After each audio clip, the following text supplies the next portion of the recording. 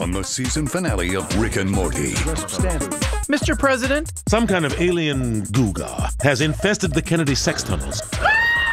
I want it hunted down and taken out. Kennedy sex tunnels? Naturally, you'll forget you saw them. Along with, in order of national embarrassment, the Truman Cocaine Lounge, the McKinley Hooker Dump, and the Lincoln Slave Coliseum. He didn't free them all. The season finale of Rick and Morty, next Sunday at 11:30. Only on Adult Swim. Hey everybody, we got new Rick and Morty finale to talk about. So there are a whole bunch of Easter eggs in that promo, but I know a lot of you are like, okay, so they're bringing back the Get Swifty president because they said that Keith David will be coming back. But what about evil Morty, who's now the president of the Council of Ricks? So I'll try to address that in the video, because if there's anything we've learned about Rick and Morty promos is that they're very misleading and they don't tell you everything that's happening in an entire episode.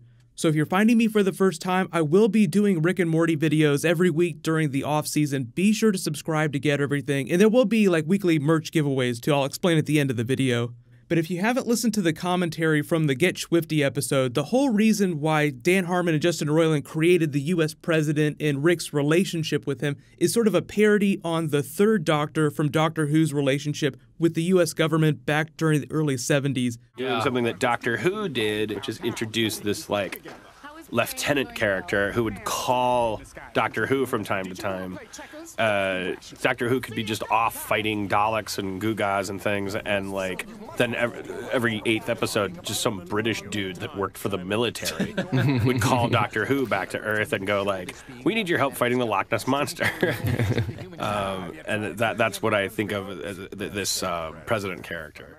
So that was sort of the impetus for the Get Swifty episode with the Cromulons. Like, oh, we got to call in Rick because he's the only one that can handle a problem of this magnitude. So it sounds like they wanted to bring Keith David back because he's fantastic, and the Get Swifty episode was great. So they're using this to poke fun at a lot of the most famous US presidents. And while like all the funny things the president says they're supposed to forget, like the Kennedy sex tunnels, the Truman Cocaine Lounge, the McKinley Hooker Dump, and the Lincoln Slave Coliseum, most of those presidents on that list were assassinated in office. Shout out to Aberdolf Linkler, we haven't seen him in a while. They keep talking about him, but we don't know when he's coming back either.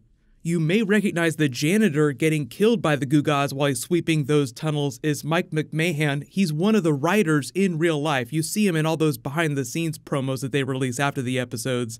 They always work themselves in the background every once in a while. Justin Roiland was in the classroom in this past episode. They even turned Guterman into one of the Mortys in the background in that strip club during the Council of Ricks episode. But if you're asking why they're still doing the Get Swifty president on the TV show, if we had a US election, there should be a new president in the Rick and Morty universe, it's probably because they wrote this episode way before the US election last year, because animation takes a long time to complete. So they'd probably already decided to bring Keith David back. They wrote the episode, they sent it off to get animated with animatics. They'd already done a whole bunch of work on it. Then the US election happened last November, so like by the time that all went down, they were already well into production on this episode. And the whole point of the episode isn't necessarily to parody the president, it's really just to bring Keith David back so that they could do this funny story about previous US presidents. So sometimes that'll happen when there's a big US election, but a lot of TV shows do presidential episodes. Sometimes they'll just choose to ignore the actual election and just do their own thing. But right off the bat, he drops a couple big Easter eggs. So he says there are some Googas infecting the Kennedy sex tunnels. You may remember that Googas was one of the Channel 101 skits that Dan Harmon and Justin Roiland did. It was one of their first big skits together. This is a little clip from that. Come on.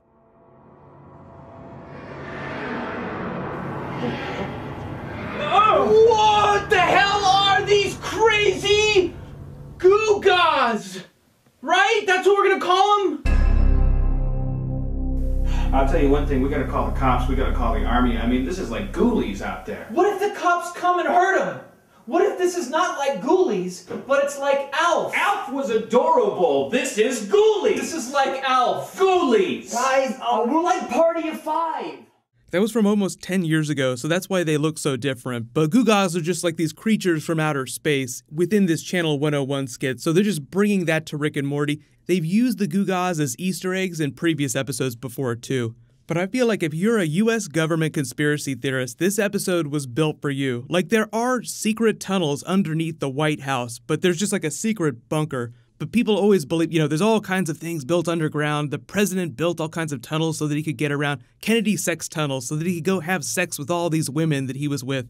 But it'll be fun to see how Rick and Morty treats stuff like that. The interesting thing about the title, though, getting into evil Morty territory, the Rick-Churian-Morty date is sort of a play on the idea of the Manchurian Candidate, where you basically have somebody who's trying to be elected US president, but he's being controlled by communists. That's the classic movie. It's sort of a Cold War conspiracy tale, like where they basically brainwash somebody and try to get him elected president so that the communists can control the United States by controlling the president. So nowhere in this promo does anybody seem like they've been brainwashed. That might have something to do with the Gugas, that might have something to do with the Galactic Federation because we still haven't seen Phoenix Person or Tammy come back yet, or it might even have something to do with evil Morty. Just remember that the promos that they've released this season so far, primarily the Atlantis promo, was completely misleading, so just be prepared for a whole lot of other stuff to be happening in the episode besides what you see in this little clip here. But also in that same vein, they do set things up in previous seasons that they don't completely answer. Like Evil Morty back at the end of season 1, he just goes off into the distance, he walks away and you don't know what happens to him till you get to season 3, episode 7.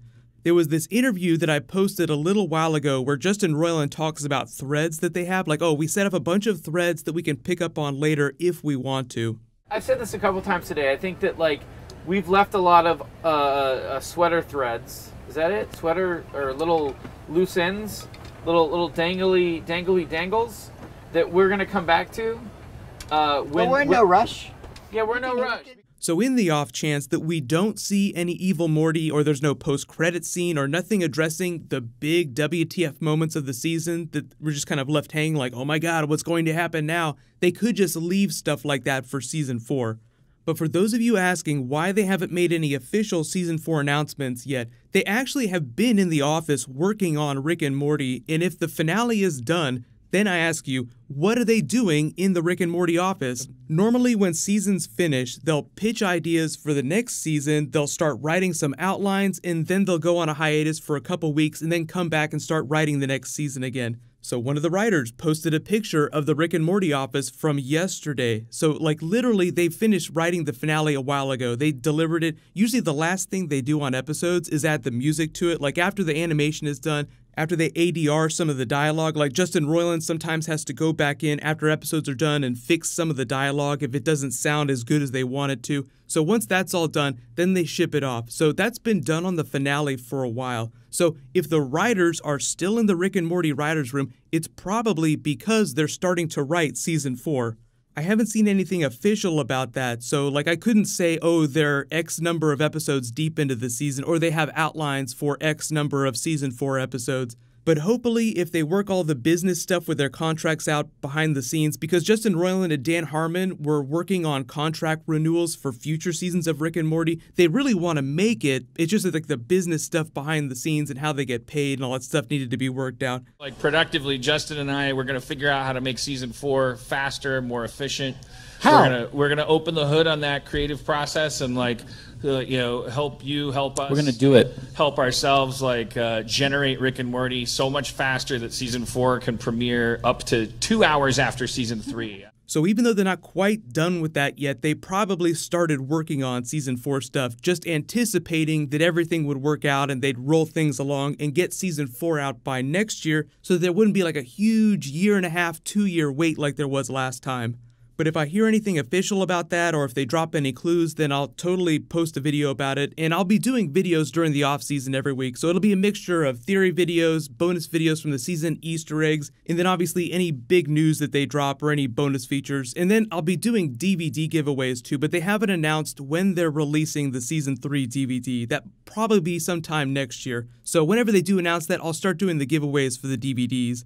But all you have to do to enter the giveaway is just be a subscriber, leave a comment on this video. Congratulations to the winner from my last video, Ultra Nerd. You win a copy of one of the new art books. Please private message me on the back end of my channel so I can get your contact details. There'll be a new round when I post new Rick and Morty later this week. So you can click here for more Easter eggs, and you can click here for my video all about Rick's wife.